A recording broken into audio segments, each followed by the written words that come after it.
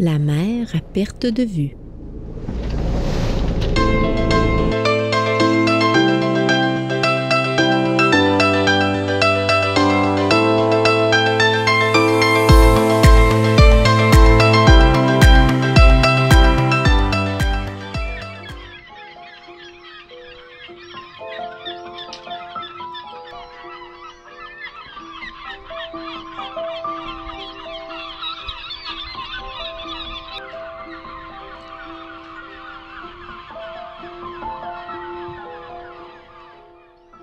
Il est 5h20, je parle pas trop fort parce que il y a des voisins qui dorment encore. Vous savez que nous autres, on est élèves tout.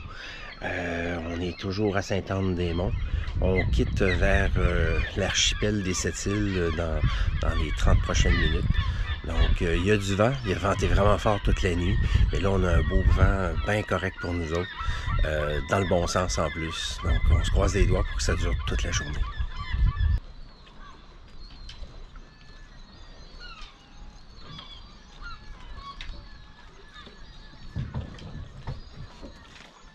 Tu as remis la clé? Hein? Tu as remis la clé? Non, pas encore, parce que je me suis dit que si jamais j'avais Une envie de pipi une envie de pipi avant de partir. Une petite fébrilité nous habite alors qu'on se prépare pour notre première vraie grande traversée. On a pris tous les moyens pour être le plus sécuritaire possible. On s'est assuré d'avoir une fenêtre météo favorable, on a fait nos ravitaillements de carburant et on a contacté la garde côtière pour notre plan de passage. En plein milieu, nous serons à 30 000 des côtes avec l'impression d'être au milieu de nulle part. On est confiant pour notre traversée. Tout est prêt, il nous reste juste à partir. Le vent a l'air juste parfait. C'est notre première journée de voile depuis le début de nos vacances. Donc, un peu excité. Vraiment fébrile. On a hâte.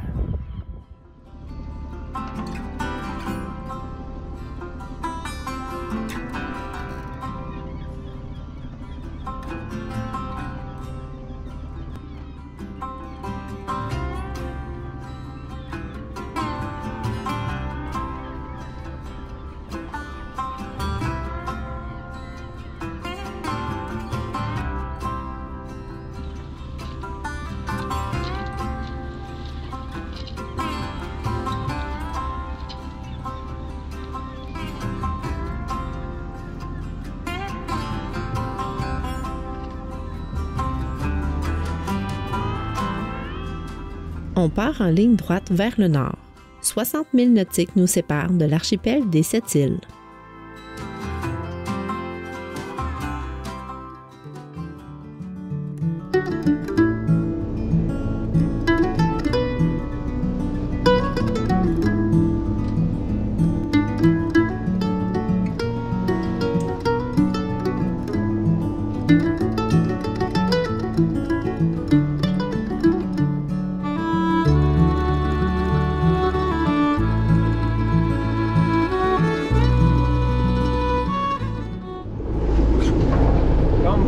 On a encore le moteur, par contre la grand voile est ouverte.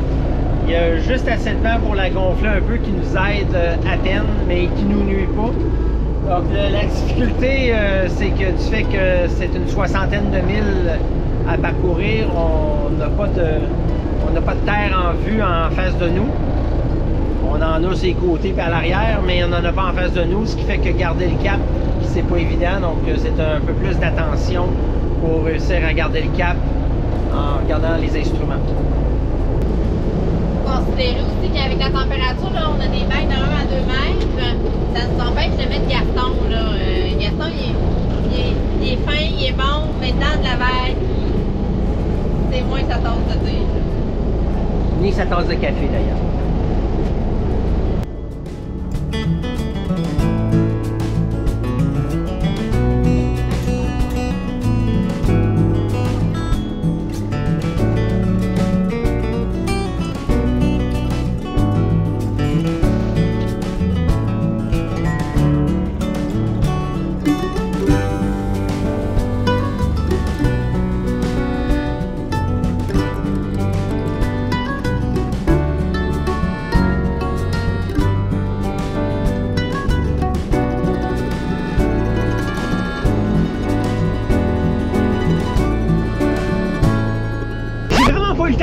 caméra, mais il y a une baleine qui a sauté puis qui nous a fait un saut de grenouille puis qui nous a fait un gros bye-bye. Non, c'est pas vrai, mais il se passe tellement rien durant la traversée que je me suis dit, faut bien que je filme quelque chose, là. Hey, durant la traversée, chose, ça fait 1h30 qu'on est parti durant la traversée. 1h30 qu'on est parti. Le capitaine est un peu impatient, là. C'est comme ça. Ce qui s'est passé, là, c'est qu'il est allé chercher mes gants, ma tuque, il a mis sa tuque. C'est ça qui s'est passé. OK. Alors, la Slancha a surpassé la malédiction de Sainte-Anne-des-Monts parce qu'on se souvient dans une autre vie, lorsqu'elle s'appelait le velours, elle avait eu une mauvaise manœuvre, puis qu'elle avait accroché une roche, puis qu'elle avait brisé un peu son étrave. Donc là, on est ressorti de là, sans heure. Tout va bien. Donc on a passé la malédiction.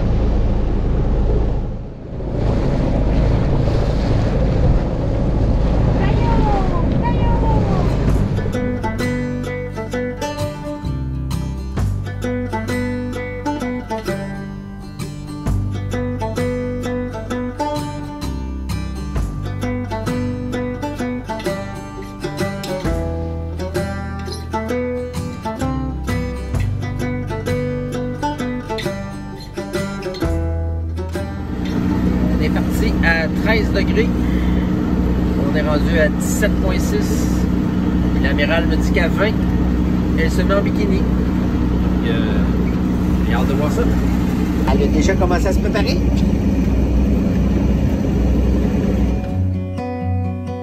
Le bikini, je ne penserais pas à moi.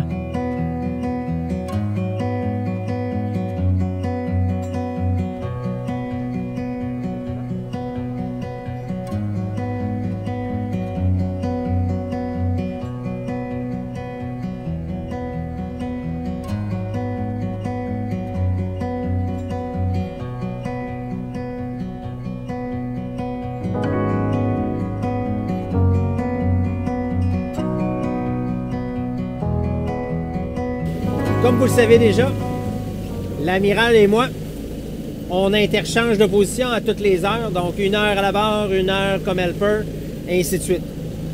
Mesdames, prenez la barre. Ça suffit de rester assis à rien faire. C'est en pratiquant qu'on devient bonne. C'est en posant des questions qu'on s'améliore. Il faut vraiment prendre sa place, puis comme ça devient des journées beaucoup plus agréables pour tout le monde. Messieurs les capitaines, qui naviguez avec une dame à bord, s'il vous plaît, arrêtez de faire comme si c'était compliqué de naviguer en voilier ou en n'importe quel bateau. Je m'adresse aussi aux bateaux moteurs, dans le fond, peu importe, c'est la même chose. Il n'y a rien de si compliqué que ça. Alors, faites confiance à votre douce moitié, montrez-lui comment faire, faites-la pratiquer dans des moments où est-ce que c'est plus calme, rassurez-la. Ce n'est pas épeurant prendre la barre, c'est parfois insécurisant, parfois c'est parce qu'on manque de connaissances. Alors, apprenez-leur comment faire, montrez-leur, expliquez-leur, faites-les pratiquer souvent. Vous allez voir, ça va être tout un atout pour vous parce qu'au lieu de vous taper des raids qui n'ont pas d'allure tout seul à la barre, ben elles vont pouvoir aussi apprécier la liberté puis le sentiment qu'on a lorsqu'on est à la barre et qu'on navigue par soi-même.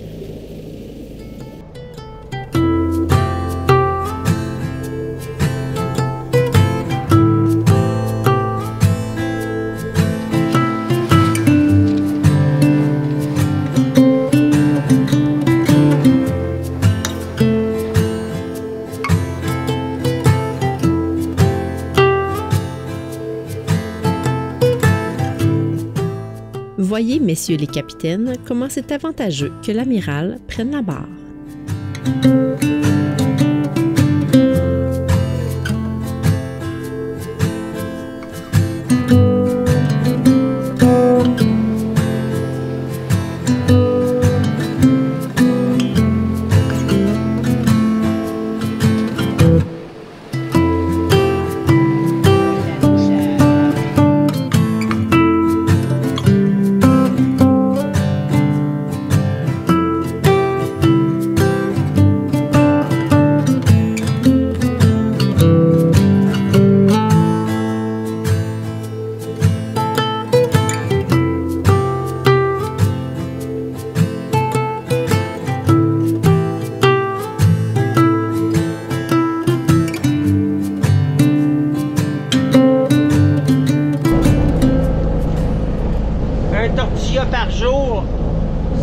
éloigne le bonheur pour toujours. Hey! C'est à 20 000 nautiques de notre destination que le vent nous abandonne.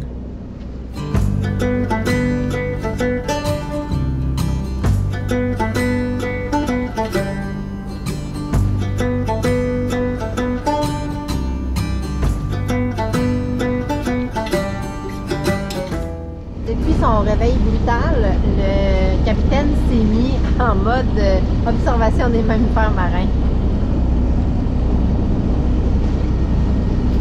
Prêt à attaquer. On n'est pas certain, mais on croit que ce sont des belugas adolescents.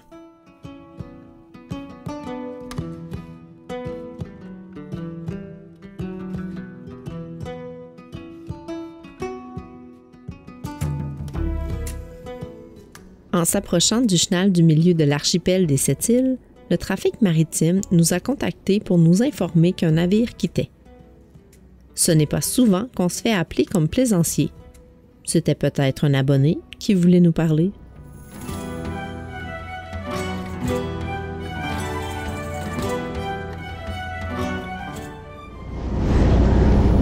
Voici l'île Corosol et l'île Manouin ou Manouin. On n'est pas sûr de la prononciation. Fait que si jamais vous le savez, ben vous nous le direz en commentaire. Mais c'est dans l'anse à Blouin, qui est entre l'île Corosol et l'île Manouin, où nous devons aller nous ancrer pour la nuit, en espérant que ce soit un bon endroit pour nous. C'est le naufrage du navire Corosol en 1693 qui est à l'origine du nom de cette île. Le phare a été désactivé en 1985. Il ne peut pas être visité puisque l'île est un sanctuaire d'oiseaux.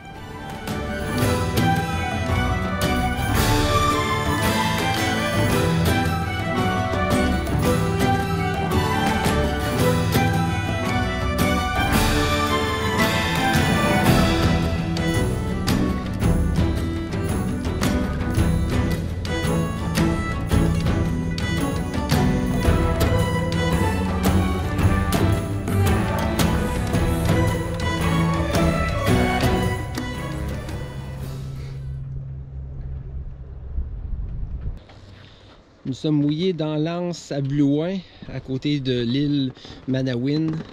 C'est de toute beauté. Bien protégé des vents nord-ouest, ouest. On avait 15 nœuds à peu près là-bas, là.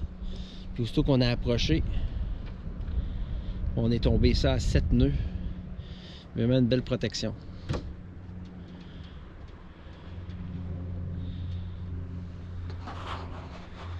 Puis on devrait avoir le droit à un beau coucher de soleil juste entre les deux buts là.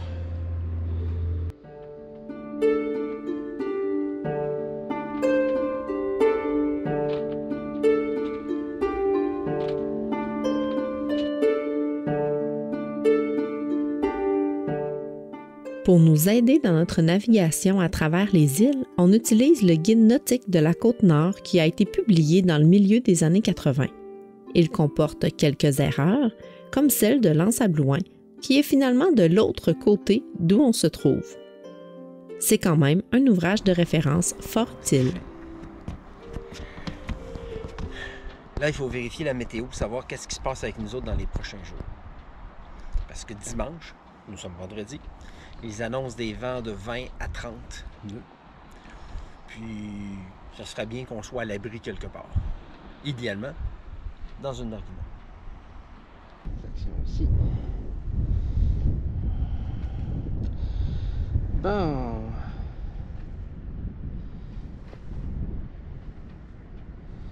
Là, on est vendredi, c'est ça. OK.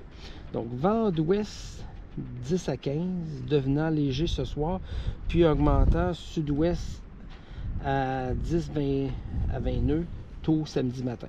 Vent augmentant sud-ouest 20 à 30 samedi, tard samedi matin. Fait que c'est demain qu'il faudrait rentrer à la marina. Ouais. On dort la nuit ici, on va faire un peu de voile, puis on rentre à la marina demain. Puis dimanche, ouais. Puis dimanche, on passe la journée là-bas? Ouais, parce que on va coucher 2 soirs là, parce que le soleil est en train de se coucher. On a eu une belle journée de voile. On est dans un mouillage qui semble être bien protégé. Donc maintenant, on se prépare doucement à faire une nuit. Donc on va tout attacher les choses, sécuriser, s'assurer que si jamais on a besoin de se lever en cas d'urgence, que tout est